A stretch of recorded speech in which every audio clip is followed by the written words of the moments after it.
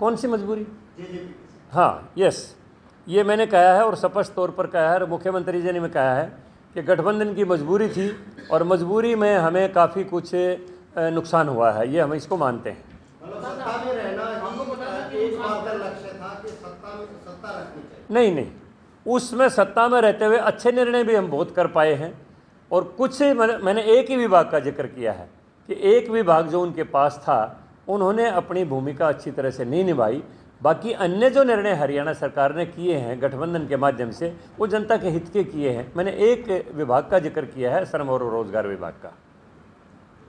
दूसरा सवाल, कहीं ना कहीं आपको लगता नहीं कि डर के चलते घोषणाएं हो रही है? क्योंकि अगर ये घोषणा है, ये काम जो अभी आप कर रहे हैं जैसे ऑनलाइन सिस्टम में सुधार या और चीजें कर रहे हैं, अगर ये सरकार में पहले हो जाती तो लोकसभा चुनाव के नतीजे कुछ पक्ष में हो सकते थे। हम सबको इतिहास से सीखना चाहिए और हम भी सीख के कर रहे हैं। नहीं, कहीं ना कहीं डर है? डर नहीं है, डर नहीं है। अगर हमने किसी स्कीम में कोई कमी देखी है, हमेशा सुधार की एक प्रक्रिया संसार में चलती रहती है, संसार का नियम है सुधार। और जब हम कोई नई व्यवस्था देते हैं तो उसमें कोई न कोई कमी भी हो सकती है और होती है तो उसमें सुधार की व्यवस्था होती है। तो ये सुधारात्मक प्रक्रिया है, कोई डर की बात नहीं है। पर लोकतंत्र के अंदर चुनाव आते हैं और चुनाव में जनता के हित के लिए फैसले किए जाते हैं, वो डर की बात नहीं होती, जनता के हित की बात होती है। कांग्रेस तो कहती है ना कि चुनाव नजदीक में इसलिए डर के मारे कर रही है। देखिए, बात ये है, हमारा कांग्रेस वाला चरित्र नहीं है कि जाते जाते लोगों के लिए कुछ फैसले कर जाएं।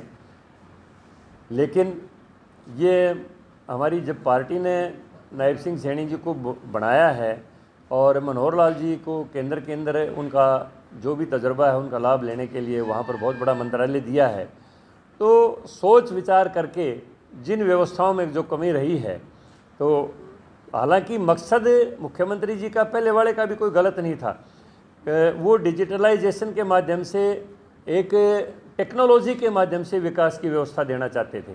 लेकिन देश में इतना बड़ा आबादी का घनत्व है कि एकदम सारी व्यवस्थाओं की समझ आ जाना जनता को एकदम संभव नहीं होता। और हम ये मानते हैं कि धीरे धीरे इनका लागू करना चाहिए था, लेकिन एकदम होने में कुछ थोड़ा सा उलझाव हुआ और अब उन व्यवस्थाओं का सुधार हो रहा है। देखिए, काफ़ी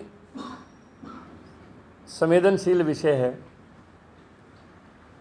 कि किसी भी आयोजन में इस तरफ भगदड़ मचना और इतने लोगों की जान चला जाना, ये मैं तो अपने व्यक्तिगत तौर पर बार बार ही कहता हूँ और जैसा रोज़ाना भी हमारे सारे मीडिया में भी आता है और हमारे शास्त्र भी कहते हैं, हमारी जो ख़ास तौर पर गांव की ग्रामीण जनता और औरत क्योंकि ज़्यादा संवेदनशील होती हैं, वो ज़्यादा भावुक होती हैं, उनकी संवेदनाओं को इस किस्म के बाबा ब्लैकमेल करते हैं।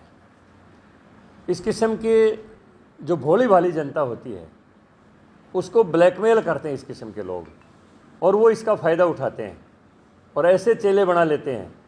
लेकिन हिंदुस्तान के अंदर आबादी का, जैसे मैंने बताया, इतना घनत्व है कि उसमें किस किस को आप रोकोगे। कोई भी कोई न कोई संत खड़ा हो जाता है और कोई न कोई अपना पंथ चला लेता है। और आपने भी देखा है सब ने कि उसमें ज़्यादातर महिलाएं भाग लेती हैं और वही फिर इस किस्म के हादसों का शिकार भी ज़्यादा होती हैं। देखिए, व्यवस्थाओं के लिए तो बराबर बाबा भी जिम्मेवार है। केवल मात्र किसी एक व्यवस्थापक के ऊपर जिम्मेदारी डाल के तो हम उसकी तीसरी नहीं कर सकते हैं। उससे भी पूछताछ होनी चाहिए कि आपने इतने लोगों के प्रबंध की जब आपको उम्मीद थी तो आपने उसके लिए उचित प्रबंध व्यवस्था के लिए कार्यकर्ता क्यों नहीं खड़े किए, उनसे पूछना चाहिए। जब पूछेंगे तो अपने आप ही मामला दर्ज हो जाएगा। उसको अगर दोषी तो वो भी होगा। कोई भी आदमी अगर इस किस्म के आयोजन करता है तो उसको पहले उसकी व्यवस्थाओं को भी पूरा जायज़ा लेना चाहिए और ऐसे जो बाबा लोग हैं उनके ऊपर भी एक आचार संहिता लागू करके उनको ऐसी व्यवस्थाओं के अंदर करना चाहिए कानून के दायरे में कि आइंदा जनता को ऐसी त्रासदी झेलनी ना पड़े।